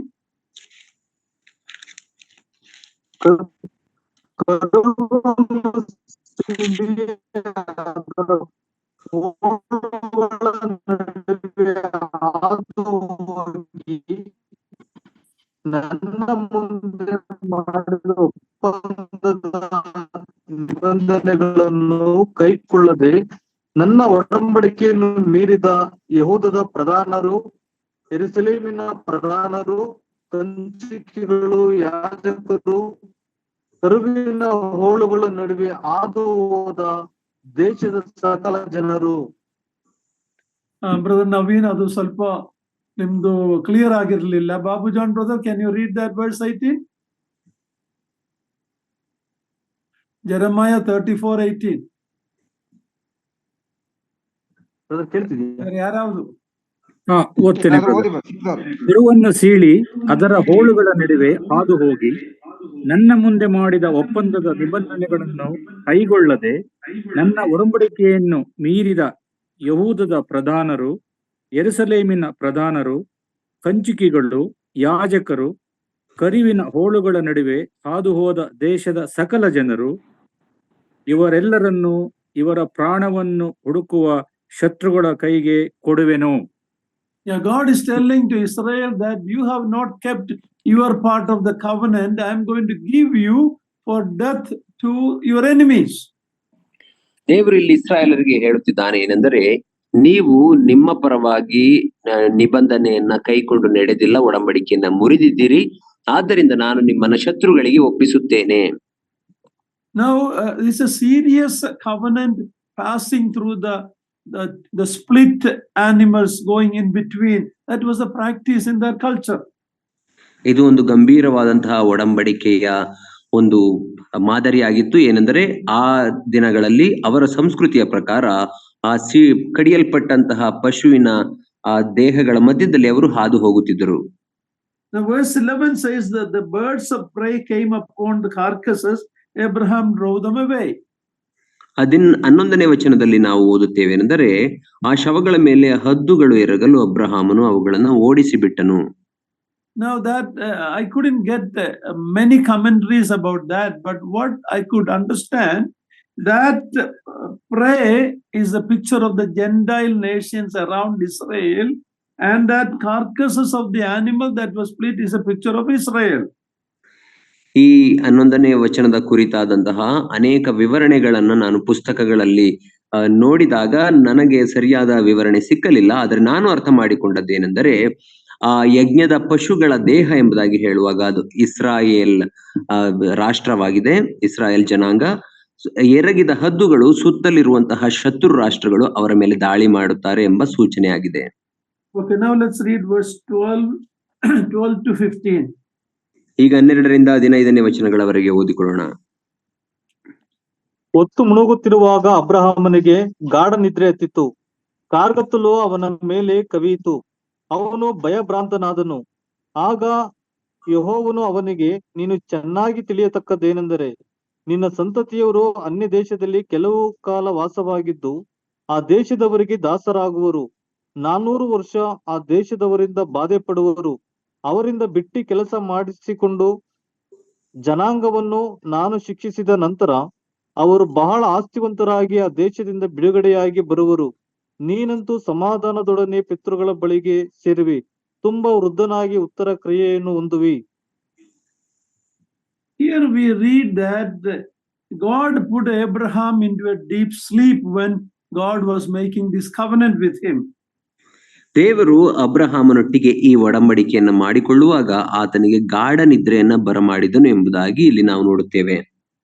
And a burning torch and this thing went between the pieces of the animal. ಮತ್ತು ಸೀಳಲ್ಪಟ್ಟಂತಹ ಕಡಿಯಲ್ಪಟ್ಟಂತಹ ಆ ಯಜ್ಞದ ಪಶುಗಳ ದೇಹದ ಮಧ್ಯದಲ್ಲಿ ಆ ಪಂಜಿನ ರೀತಿಯಲ್ಲಿ ಒಂದು ಬೆಳಕು ಹಾದು ಹೋಯಿತು ಎಂಬುದಾಗಿ ನಾವು ನೋಡುತ್ತೇವೆ. In other words, Abraham had no part in fulfilling this covenant. God is the one who put Abraham to sleep, and he is the one who is going between. In other words, God is the one who is making this covenant. ಇನ್ನೊಂದು ಮಾತಿನಲ್ಲಿ ಹೇಳುವುದಾದರೆ, ದೇವರು ಅಬ್ರಹಾಮನೊಟ್ಟಿಗೆ ಮಾಡಿಕೊಂಡಂತಹ ಒಡಂಬಡಿಕೆಯಲ್ಲಿ ಅಬ್ರಹಾಮನ ಯಾವುದೇ ಪಾತ್ರವಿಲ್ಲ ಅಥವಾ ಅಬ್ರಹಾಮನು ಅದನ್ನ ನೆರವೇರಿಸುವ ಅವಶ್ಯಕತೆ ಇಲ್ಲ. ಯಾಕಂದರೆ ದೇವರು ಅಬ್ರಹಾಮನಿಗೆ ಗಾಢ ನಿದ್ರೆಯನ್ನ ಬರಮಾಡಿದ್ದನು ಮತ್ತು ದೇವರ ಆ ಪಶುಗಳ ದೇಹದ ಮಧ್ಯದಲ್ಲಿ ಹಾದು ಹೋದ ಕಾರಣವೇನೆಂದರೆ ತಾನೇ ಆ ವಾಗ್ದಾನವನ್ನ ಒಡಂಬಡಿಕೆಯನ್ನ ನೆರವೇರಿಸುತ್ತೇನೆ ಎಂಬುದಾಗಿ ಇದರ ಮೂಲಕ ಸೂಚಿಸುತ್ತಿದ್ದಾನೆ. God put Abraham to a deep sleep. ದೇವರು ಅಬ್ರಹಾಮನನ್ನ ಗಾಢ ನಿದ್ರೆಯಲ್ಲಿ ಮಲಗಿಸಿದನು. You remember when Eve was made from Adam's rib, God put Adam to a deep sleep. ನಾವು ಜ್ಞಾಪಕ ಮಾಡಿಕೊಳ್ಳಬೇಕು ಏನೆಂದರೆ ದೇವರು ಆದಾಮನ ಎಲುಬಿನಿಂದ ಪಕ್ಕೆ ಎಲುಬಿನಿಂದ ಸ್ತ್ರೀಯನ್ನು ಉಂಟು ಮಾಡುವಾಗ ಆದಾಮನನ್ನ ಆತನು ಗಾಢ ನಿದ್ರೆಗೆ ಬರಮಾಡಿದನು. In other words, it is God who does that. Abraham had no part. Abraham only had to receive that bride that God gave. He had no part. And same way, Abraham had no part in this covenant. It's God who is making it, and God will fulfill it. ಅದರ ಅರ್ಥವೇನೆಂದರೆ ಆದಾಮನಿಗೆ ದೇವರು ಮಾಡಿದಂತಹ ಆ ಒಡಂಬಡಿಕೆಯಲ್ಲಿ ಅಥವಾ ಸ್ತ್ರೀಯನ್ನ ಉಂಟು ಮಾಡುವ ಕಾರ್ಯದಲ್ಲಿ ಆತನ ಪಾತ್ರ ಏನೂ ಇರಲಿಲ್ಲ. ಆತನು ನಿದ್ರೆ ಮಾಡಬೇಕಾಗಿತ್ತು ಮತ್ತು ದೇವರು ಕೊಟ್ಟಂತಹ ಧರ್ಮಪತ್ರಿಯನ್ನ ಆತನು ಸ್ವೀಕರಿಸಿಕೊಳ್ಳಬೇಕಾಗಿತ್ತು. ಅದೇ ರೀತಿಯಲ್ಲಿ ಇಲ್ಲಿ ಅಬ್ರಹಾಮನೊಟ್ಟಿಗೆ ದೇವರು ಮಾಡಿಕೊಂಡಂತಹ ಒಡಂಬಡಿಕೆಯಲ್ಲಿ ಅಬ್ರಹಾಮನು ಮಾಡುವ ಕಾರ್ಯ ಯಾವುದೂ ಇಲ್ಲ. ದೇವರೇ ಆ ವಾಗ್ದಾನವನ್ನ ಆ ಒಡಂಬಡಿಕೆಯನ್ನ ನೆರವೇರಿಸುತ್ತಾನೆ ಎಂಬುದೇ ಅದರ ಅರ್ಥ. All Abraham had to do was believe God. ಅಬ್ರಹಾಮನು ಮಾಡಬೇಕಾಗಿದ್ದದಿಷ್ಟೇ ದೇವರನ್ನ ನಂಬಬೇಕು. Same God sent his beloved son 2000 years back to this world and to take our punishment and die on the cross. All you and I have to do is believe in that. We cannot add anything to what Christ has done on the cross. ಅಬ್ರಹಾಮನೊಟ್ಟಿಗೆ ಅದೇ ವಾಗ್ದಾನ ಮಾಡಿಕೊಂಡಂತಹ ದೇವರು 2000 ವರ್ಷಗಳ ಹಿಂದೆ ತನ್ನ ಒಬ್ಬನೇ ಕುಮಾರನ ಅಂತ ಯೇಸು ಕ್ರಿಸ್ತನನ್ನ ಈ ಲೋಕಕ್ಕೆ ಕಳುಹಿಸಿದನು. ಯೇಸು ಕ್ರಿಸ್ತನು ಶಿಲುಬೆಯ ಮೇಲೆ ತನ್ನ ಕಾರ್ಯವನ್ನ ಮಾಡಿ ಮುಗಿಸಿ ಮೃತ್ಯುಂಜಯನಾಗಿ ಎದ್ದಿದ್ದಾನೆ. ನಾವು ಮಾಡಬೇಕಾದದ್ದೇನೂ ಇಲ್ಲ. ಇನ್ನು ನಾವು ಮಾಡಬೇಕಾದದ್ದಿಷ್ಟೇ ಯೇಸು ಕ್ರಿಸ್ತನು ಮಾಡಿ ಮುಗಿಸಿರುವಂತಹ ಕಾರ್ಯದ ಮೇಲೆ ನಂಬಿಕೆ ಇಡಬೇಕಷ್ಟೇ. Nothing more, nothing less. Simply to the cross you cleave. Nothing. Simply Jesus paid it all. All to him I owe. Simply believe. ನಾವು ಮಾಡಬೇಕಾದದ್ದೇನು ಇಲ್ಲ. ನಾವು ಸೇರಿಸಬೇಕಾದದ್ದು ಹೆಚ್ಚು ಏನಿಲ್ಲ ಅಥವಾ ತೆಗೆಯಬೇಕಾದದ್ದು ಕಡಿಮೆ ಏನಿಲ್ಲ. ಯಾಕಂದ್ರೆ ನಾವು ಮಾಡಬೇಕಾದದ್ದಿಷ್ಟೇ ಶಿಲುಬೆಗೆ ನಾವು ಅಂಟಿಕೊಳ್ಳಬೇಕು. ಯಾಕಂದ್ರೆ ಯೇಸು ಕ್ರಿಸ್ತನೇ ಅದನ್ನ ಮಾಡಿ ಮುಗಿಸಿದ್ದಾನೆ. ಆತನಿಗೆ ನಾವು ಸಾಲಗಾರರಾಗಿದ್ದೇವೆ. Just like Abraham was put to sleep, we were dead in our sins and trespasses, as we read in Ephesians chapter 2, verse 1. ಎಫೆಸದವರಿಗೆ ಬರೆದ ಪತ್ರಿಕೆ 2ನೇ ಅಧ್ಯಾಯ 1ನೇ ವಚನದಲ್ಲಿ ಓದುವ ರೀತಿಯಲ್ಲಿ, ಯಾವ ರೀತಿಯ ಅಬ್ರಹಾಮನು ಗಾಢ ನಿದ್ರೆಯಲ್ಲಿದ್ದನೋ ಅದೇ ರೀತಿಯಲ್ಲಿ ನಾವು ಸಹ ನಮ್ಮ ಪಾಪ ಅಪರಾಧಗಳಲ್ಲಿ ಸತ್ತವರಾಗಿದ್ದೆವು, ನಿದ್ರೆ ಮಾಡುತ್ತಿದ್ದೆವು.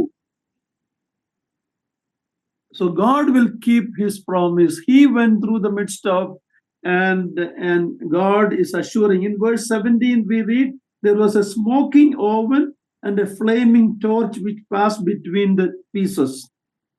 ಆದ್ದರಿಂದ ದೇವರು ಈ ಒಡಂಬಡಿಕೆಯನ್ನ ಮಾಡಿಕೊಳ್ಳುತ್ತಿರುವುದರಿಂದ, ದೇವರು ಆ ಯಜ್ಞದ ಪಶುಗಳ ದೇಹದ ಮಧ್ಯದಲ್ಲಿ ಹಾದು ಹೋಗುತ್ತಿರುವುದರಿಂದ ದೇವರೇ ಅದನ್ನ ನೆರವೇರಿಸುತ್ತಾನೆ. 17ನೇ ವಚನದಲ್ಲಿ ನಾವು ನೋಡುವಾಗ, ಹೊಗೆಯಾಯುವ ಹೊಲೆಯೂ ಉರಿಯುವ ದೀವಟಿಗೆಯೂ ಕಾಣಿಸಿ ತುಂಡುಗಳ ನಡುವೆ ಹೋದವು ಎಂಬುದಾಗಿ ಓದುತ್ತೇವೆ.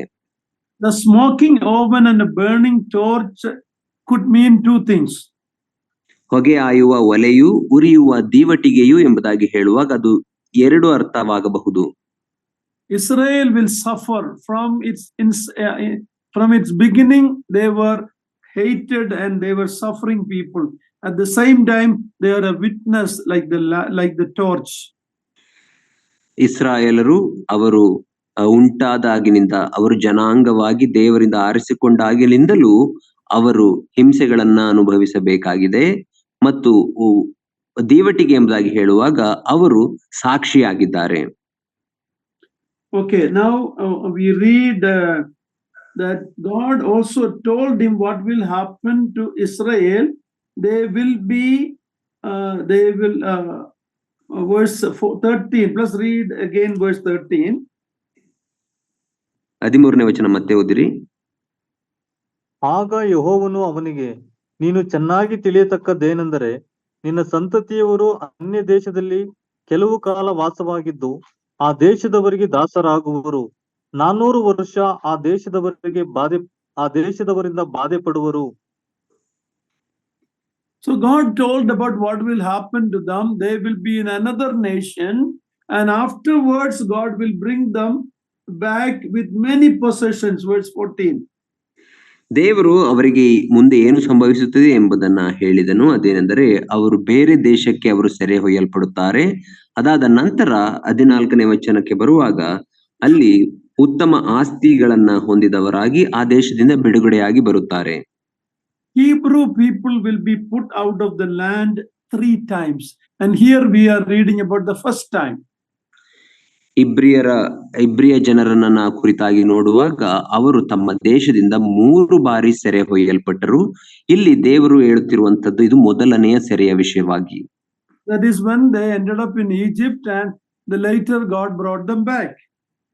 ಅದು ಮೊದಲನೆಯ ಸೆರೆವಾಸ. ಅದು ಐಗುಪ್ತ ದೇಶಕ್ಕೆ ಅವರು ಒಯ್ಯಲ್ಪಟ್ಟರು. 400 ವರ್ಷಗಳ ನಂತರ ದೇವರು ಅವರನ್ನ ಮತ್ತೆ ತಮ್ಮ ದೇಶಕ್ಕೆ ಕರೆತಂದನು. Secondly, it is the Babylonian captivity, as we read in 2nd Chronicles. 2 ಪೂರ್ವಕಾಲ ವೃತ್ತದಲ್ಲಿ ನಾವು ನೋಡುವ ಪ್ರಕಾರ ಎರಡನೆಯ ಸೆರೆವಾಸ ಅದು ಬಾಬೇಲಿನ ಸೆರೆವಾಸವಾಗಿದೆ.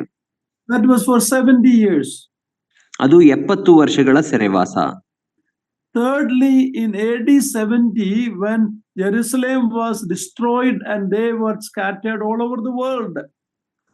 ಮೂರನೆಯ ಸೆರೆವಾಸ ಅದು ಯಾವಾಗ ಅಂದರೆ, ಅದು ಕ್ರಿಸ್ತ ಶಕ 70ನೆಯ ಇಸವಿಯಲ್ಲಿ ಯೆರೂಸಲೇಮ್ ದೇವಾಲಯವು ಅದು ಕೆಡವಲ್ಪಟ್ಟಿತು ಎಂಬುದಾಗಿ ನಾವು ನೋಡುವಾಗ ಇಸ್ರಾಯೇಲರಿಗೆ ಹಿಂಸಾಚಾರವಾಗಿ ಅವರು ಲೋಕದಲ್ಲೆಲ್ಲ ಚದುರಿಸಲ್ಪಟ್ಟರು.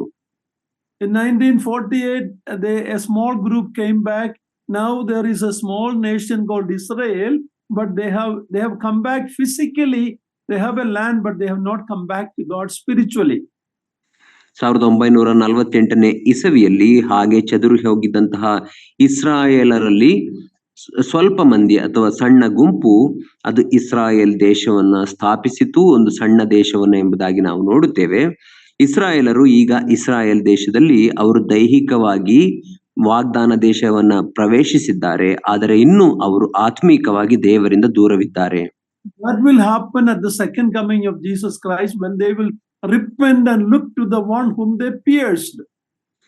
ಅವರು ಆತ್ಮೀಕವಾಗಿ ದೇವರ ಬಳಿಗೆ ಹಿಂತಿರುಗಿ ಬರುವುದು ಯಾವಾಗ ಸಂಭವಿಸುತ್ತದೆ ಅಂದರೆ ಯೇಸು ಕ್ರಿಸ್ತನ ಎರಡನೇ ಬರೋಣದಲ್ಲಿ ಅದು ಸಂಭವಿಸುವಂತದ್ದಾಗಿದೆ. ಅವರು ತಾವು ಇರಿದವನನ್ನ ದಿಟ್ಟಿಸಿ ನೋಡಿ ಎದೆ ಬಡಿಕೊಂಡು ಅಳುತ್ತಾರೆ. Here we read that in verse 13 they will be enslaved and oppressed for 400 years. 13ನೇ ವಚನದಲ್ಲಿ ನಾವು ಓದುವುದೇನೆಂದರೆ ಅವರು ಸೆರೆ ಒಯ್ಯಲ್ಪಟ್ಟು 400 ವರ್ಷಗಳ ಕಾಲ ಆ ದೇಶದವರಿಂದ ಬಾಧೆ ಪಡುತ್ತಾರೆ.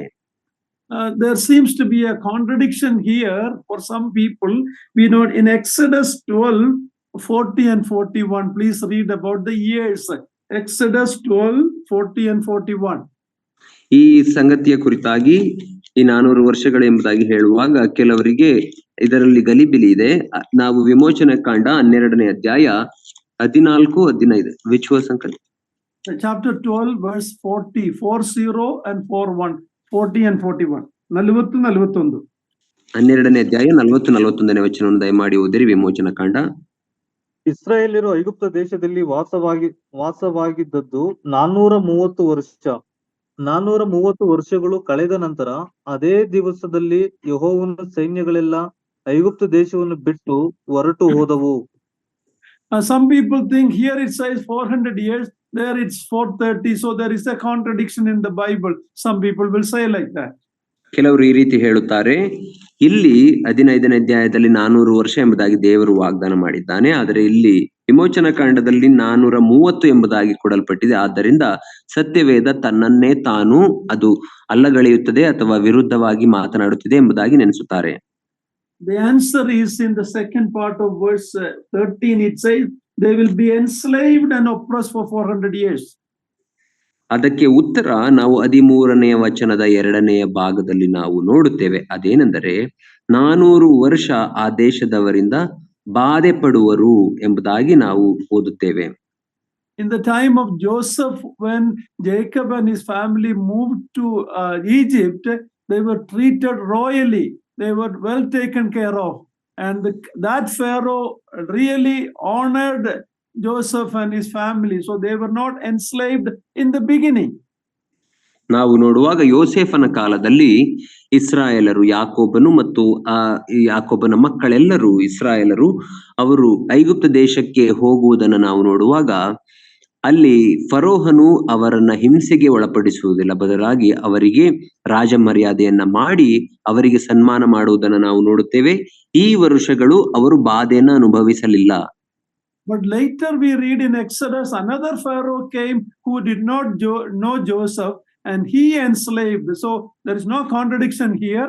The enslavement was later, not in the beginning. ಆದ್ದರಿಂದ ನಂತರ ಬೇರೊಬ್ಬ ಫರೋಹನು ಬರುವಾಗ ಅವನು ಇಸ್ರಾಯೇಲರನ್ನ ಬಿಟ್ಟಿ ಕೆಲಸಕ್ಕೆ ನೇಮಿಸುವುದನ್ನು, ಅವರಿಗೆ ಬಾಧೆ ಕೊಡುವುದನ್ನು ನಾವು ನೋಡುತ್ತೇವೆ. ಆದ್ದರಿಂದ ಇಲ್ಲಿ 430 ಎಂಬುದಾಗಿ ಹೇಳುವಾಗ ಅವರು ಮೊದಲು ಬಾಧೆ ಅನುಭವಿಸಲಿಲ್ಲ, ನಂತರ ಅವರು ಬಾಧೆಯನ್ನು ಅನುಭವಿಸಿದರು. ಆದ್ದರಿಂದ ಅದು ಸರಿಯಾಗಿದೆ. Their time in Egypt was 430 years, but they were enslaved for the second part, the 400 years.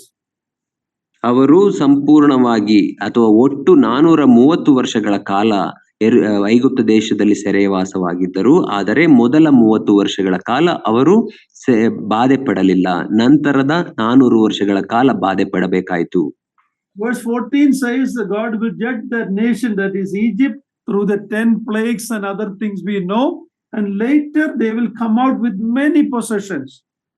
14ನೇ ವಚನದಲ್ಲಿ ನಾವು ನೋಡುತ್ತೇವೆ ಏನೆಂದರೆ, ಅವರಿಂದ ಬಿಟ್ಟಿ ಕೆಲಸವನ್ನು ಮಾಡಿಸಿಕೊಂಡ ಜನಾಂಗವನ್ನ ನಾನು ಶಿಕ್ಷಿಸಿ ನಂತರ ಅವರು ಬಹು ಆಸ್ತಿವಂತರಾಗಿ ಆ ದೇಶದಿಂದ ಬಿಡುಗಡೆಯಾಗಿ ಬರುವರು ಎಂಬುದಾಗಿ ಹೇಳುವುದನ್ನು ನಾವು ನೋಡುವಾಗ ಐಗುಪ್ತರಿಗೆ ಬರಮಾಡಿದ 10 ಉಪದ್ರವಗಳ ರೀತಿಯಲ್ಲಿ ದೇವರು ಅವರನ್ನ ಬಿಡಿಸಿಕೊಂಡು ಬಂದನು.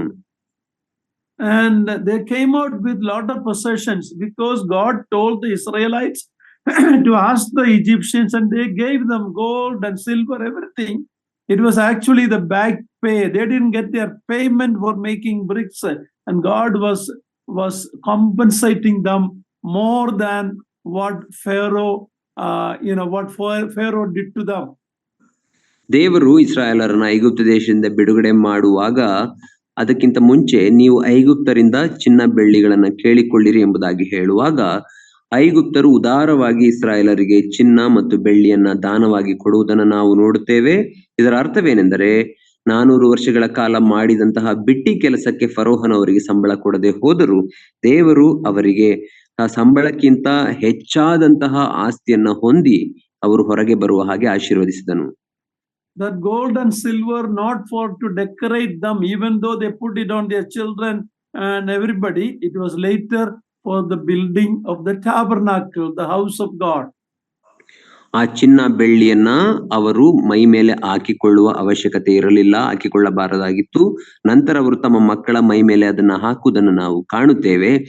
ಐಗುಪ್ತ ದೇಶದಿಂದ ಅವರು ಚಿನ್ನ ಬೆಳ್ಳಿ ಯಾಕೆ ಅಂದರೆ ನಂತರ ಕಟ್ಟುವಂತಹ ದೇವದರ್ಶನ ಗುಡಾರದಲ್ಲಿ ಉಪಯೋಗಿಸಲಿಕ್ಕಾಗಿ. Verse 15, God told Abraham that you will go to your fathers in peace. You will be buried at a good old age. In other words, Abraham will not live to see this fulfillment of this promise that they will come back from Egypt. 15ನೇ ವಚನದಲ್ಲಿ ನಾವು ನೋಡುತ್ತೇವೆ, ದೇವರು ಆತನಿಗೆ ಹೇಳುವುದು, ನೀನಂತೂ ಸಮಾಧಾನದೊಡನೆ ಪಿತೃಗಳ ಬರಿಗೆ ಸೇರುವಿ, ತುಂಬಾ ವೃದ್ಧನಾಗಿ ಉತ್ತರ ಕ್ರಿಯೆಗಳನ್ನ ಹೊಂದುವಿ, ನಿನ್ನ ಸಂತತಿಯವರು ನಂತರ ಅವರು ಹಿಂತಿರುಗಿ ಬರುತ್ತಾರೆ ಎಂಬುದಾಗಿ ಹೇಳುವ ಅರ್ಥವೇನೆಂದರೆ ಇಸ್ರಾಯೇಲರು ಬಿಡುಗಡೆಯಾಗಿ ತಮ್ಮ ಸ್ವದೇಶಕ್ಕೆ ಮರಳುವುದನ್ನ ನೋಡಲಿಕ್ಕೆ ಅಬ್ರಹಾಮನು ಜೀವಂತವಾಗಿರುವುದಿಲ್ಲ ಎಂಬುದಾಗಿ ಅದರ ಅರ್ಥ. Okay, now verse 16, please read verse 16. 16ನೇ ವಚನ ದಯಮಾಡಿ ಓದ್ರಿ. ನಿನ್ನ ಸಂತತಿಯವರು 4ನೇ ತಲಾಂತರದಲ್ಲಿ ಇಲ್ಲಿಗೆ ತಿರುಗಿ ಬರುವರು, ಅಮೋರಿಯರ ಅಪರಾಧವು ಇನ್ನೂ ಪೂರ್ಣ ಸ್ಥಿತಿಗೆ ಬರಲಿಲ್ಲ ಎಂದು ಹೇಳಿದನು. God told about 4 generations here. ದೇವರು ಇಲ್ಲಿ 4 ಸಂತತಿಗಳ ಕುರಿತಾಗಿ ಅಥವಾ 4 ತಲೆಮಾರಿನ ಕುರಿತಾಗಿ ಮಾತನಾಡಿದ್ದಾನೆ. Who are they? ಯಾರು ಆ 4 ತಲೆಮಾರು? Jacob's son Levi, ಯಾಕೋಬನ ಮಗನಾದಂತಹ ಲೇವಿ, his son Kohath, ಆತನ ಮಗನಾದಂತಹ ಕೊಹಾತನು, his son Amram, that is Moses' father. ಆತನ ಮಗನಾದಂತಹ ಅಮ್ರಾಮನು ಅಂದರೆ ಮೋಶೆಯ ತಂದೆ. And the 4th generation is Moses. ಮತ್ತು 4ನೆಯ ತಲೆಮಾರು ಮೋಶೆ. Remember, when Moses was born, his parents saw that he was a beautiful child or the right child. They knew this promise God gave to Abraham. ಮೋಶೆಯು ಹುಟ್ಟುವಾಗ ಆತನ ತಂದೆ ತಾಯಿಗಳು ಆತನು ಸುಂದರವಾಗಿದ್ದಾನೆ ಎಂಬುದಾಗಿ ಕಂಡರು ಎಂಬುದಾಗಿ ನಾವು ನೋಡುತ್ತೇವೆ, ಅಥವಾ ಈತನೇ 4ನೇ ತಲೆಮಾರು ಎಂಬುದಾಗಿ ಅವರು ಅರ್ಥ ಮಾಡಿಕೊಂಡರು. ಅಬ್ರಹಾಮನಿಗೆ ದೇವರು ವಾಗ್ದಾನ ಮಾಡಿದ 4ನೇ ತಲೆಮಾರೆಂದರೆ ಅದು ಮೋಶೆಯೇ ಆಗಿದ್ದನು. Then we read in verse 16, the iniquity of the Amorites is not yet complete. 16ನೇ ವಚನದ ಕಡೆ ಭಾಗದಲ್ಲಿ ಅಮೋರಿಯರ ಅಪರಾಧವು ಇನ್ನೂ ಪೂರ್ಣ ಸ್ಥಿತಿಗೆ ಬರಲಿಲ್ಲ ಎಂಬುದಾಗಿ ಓದುತ್ತೇವೆ. In other words, the Canaanites, the people who were living in Canaan at that time, God was patient with them for 430 years for them to have a change in their life, but they never did. ಅದರ ಅರ್ಥವೇನೆಂದರೆ ದೇವರು 430 ವರ್ಷಗಳ ಕಾಲ ಆ ಕಾನಾನ್ಯರನ್ನ ಆತನು ಸಹಿಸಿಕೊಂಡಿದ್ದನು ಅಥವಾ ಅವರಿಗೆ ತನ್ನ ಬಳಿಗೆ ಪಶ್ಚಾತ್ತಾಪದಿಂದ ಹಿಂದಿರುಗಿ ಬರುವ ಅವಕಾಶವನ್ನ ಕೊಟ್ಟಿದ್ದನು, ಆದರೆ ಅವರು ಹಿಂತಿರುಗಿ ಬರಲಿಲ್ಲ. Abraham went to Canaan in the beginning, and Abraham, Isaac, and Jacob lived in that land. These people had the witness through these patriarchs. They knew about who is the true and living God. ದೇವರು ಅಬ್ರಹಾಮ, ಈಸಾಕ, ಯಾಕೋಬರ ಮೂಲಕ ಆ ದೇಶದವರಿಗೆ ನಿಜವಾದ ದೇವರು ಯಾರು ಎಂಬುದನ್ನ ಅವರಿಗೆ ಪರಿಚಯ ಮಾಡಿಕೊಟ್ಟಿದ್ದನು. ಅವರ ಮೂಲಕ ಅವರು ನಿಜ ದೇವರ ಪರಿಚಯವನ್ನ ಹೊಂದಿದ್ದರು.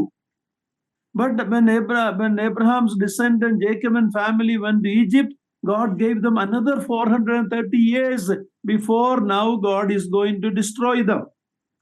ಮತ್ತು ಯಾಕೋಬ ಮತ್ತು ಆತನ ಮಕ್ಕಳು ಐಗುಪ್ತ ದೇಶಕ್ಕೆ ಹೋದ ನಂತರವು ದೇವರು ಅವರಿಗೆ 430 ವರ್ಷಗಳ ಕಾಲ ಅವಕಾಶವನ್ನ ಕೊಟ್ಟನು. ಅವರು ಹಿಂತಿರುಗದೆ ಹೋದಾಗ, ತನ್ನ ಬಳಿಗೆ ಪಶ್ಚಾತ್ತಾಪದಿಂದ ಬರದೆ ಹೋದಾಗ ದೇವರು ಅವರನ್ನು ನಾಶ ಮಾಡಿದನು. The Canaanites were the cruel, most unholy, immoral people we read. ಕಾನಾನ್ಯರ ಕುರಿತಾಗಿ ನಾವು ನೋಡುವಾಗ ಕಾನಾನ್ ದೇಶದಲ್ಲಿ ವಾಸವಾಗಿದ್ದವರು ಅತ್ಯಂತ ಕ್ರೂರಿಗಳು ಮತ್ತು ಅತ್ಯಂತ ಅನೈತಿಕತೆಯಿಂದ ಕೂಡಿದಂತಹ ದುಷ್ಟ ಜನರಾಗಿದ್ದರು ಎಂಬುದಾಗಿ ನಾವು ಇತಿಹಾಸದಲ್ಲಿ ಓದುತ್ತೇವೆ. Our God is a God of long suffering. ಮತ್ತು ನಮ್ಮ ದೇವರು ಆತನು ದೀರ್ಘ ಶಾಂತಿಯಿಂದ ಕಾಯುವ ದೇವರಾಗಿದ್ದಾನೆ. 2 Peter 3:9 says he is not desiring anyone to perish, but all to come to the knowledge of the truth.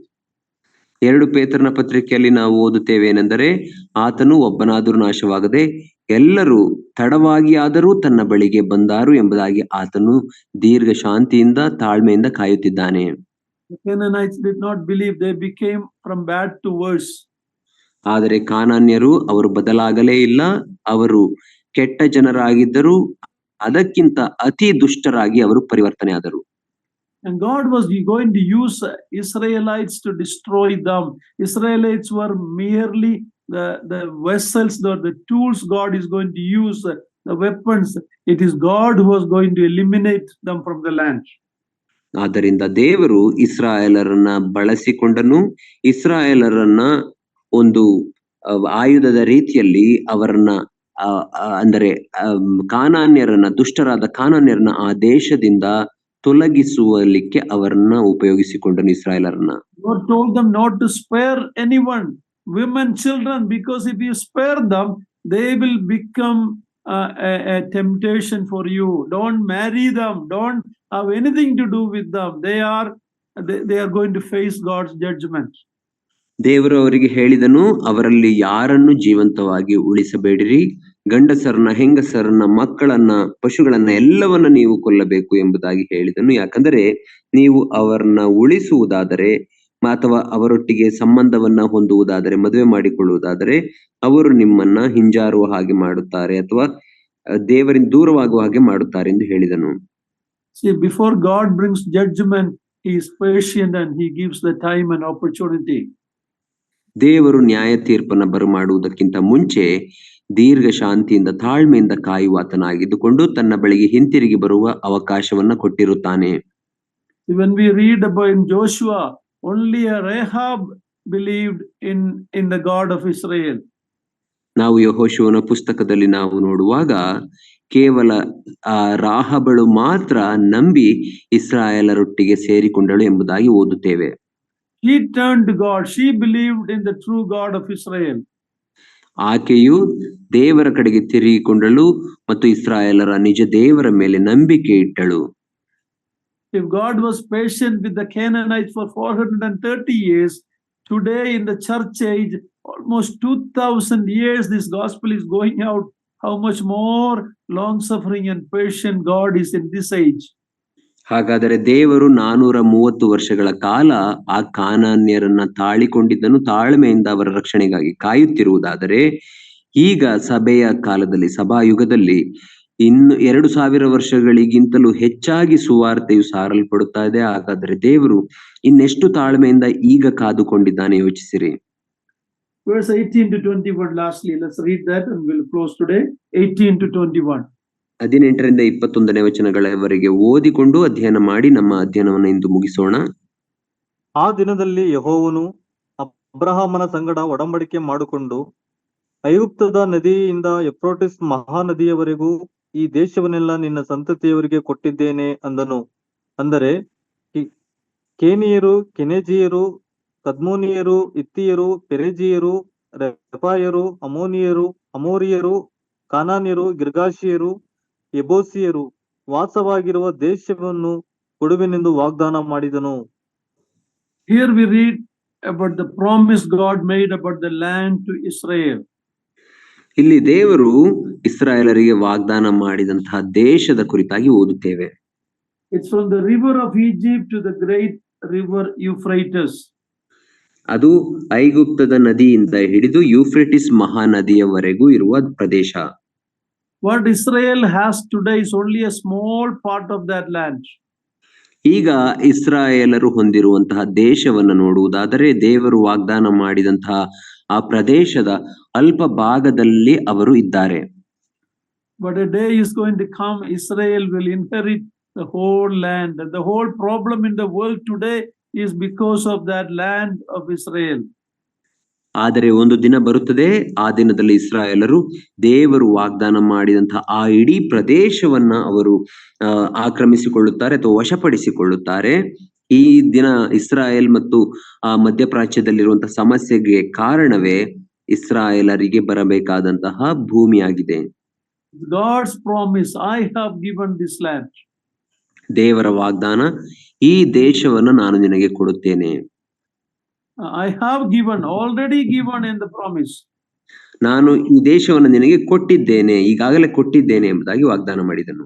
If the United Nations and the Arabs and the Muslims and all the Western countries, most of the countries are against Israel. And if they only could understand this, the problem of Middle East will be solved. But they cannot. Only when Christ come back, that problem will be solved. ಈ ಸಂಗತಿಯನ್ನ, ದೇವರ ಈ ವಾಗ್ದಾನವನ್ನ ವಿಶ್ವಸಂಸ್ಥೆ ಇರಬಹುದು, Arab ರಾಷ್ಟ್ರಗಳಿರಬಹುದು ಮತ್ತು ಪಾಶ್ಚಿಮಾತ್ಯ ದೇಶಗಳಲ್ಲಿ ಬಹು ಸಂಖ್ಯೆಯ ಎಲ್ಲಾ ದೇಶಗಳು ಇಸ್ರಾಯೇಲರಿಗೆ ವಿರುದ್ಧವಾಗಿರುವುದನ್ನು ನಾವು ನೋಡುತ್ತೇವೆ. ಈ ದೇಶಗಳೆಲ್ಲ ದೇವರ ಈ ವಾಗ್ದಾನವನ್ನ ಅರ್ಥ ಮಾಡಿಕೊಂಡಿರುವುದಾದರೆ ಈ ಸಮಸ್ಯೆ ಇರುತ್ತಿರಲಿಲ್ಲ. ಆದರೆ ಅವರು ಅರ್ಥ ಮಾಡಿಕೊಳ್ಳುವುದಿಲ್ಲ, ಯಾಕಂದರೆ ಯೇಸು ಕ್ರಿಸ್ತನು ಬರುವವರೆಗೂ ಅವರು ಅರ್ಥ ಮಾಡಿಕೊಳ್ಳುವುದಿಲ್ಲ. Lord willing, next week we'll go to chapter 16. If 15 had the faith of Abraham, in 16 we'll see a failure of Abraham. Great warning for us. ದೇವರ ಚಿತ್ತ ಇರುವುದಾದರೆ ಮುಂದಿನ ವಾರ ನಾವು 16ನೇ ಅಧ್ಯಾಯಕ್ಕೆ ಮುಂದುವರಿಯೋಣ. 15ನೇ ಅಧ್ಯಾಯದಲ್ಲಿ ಅಬ್ರಹಾಮನ ನಂಬಿಕೆಯನ್ನು ನಾವು ಕಾಣುವುದಾದರೆ 16ನೇ ಅಧ್ಯಾಯದಲ್ಲಿ ಅಬ್ರಹಾಮನ ಸೋಲುವಿಕೆಯ ಕುರಿತಾಗಿ ನಾವು ನೋಡುತ್ತೇವೆ. Thank you very much. May God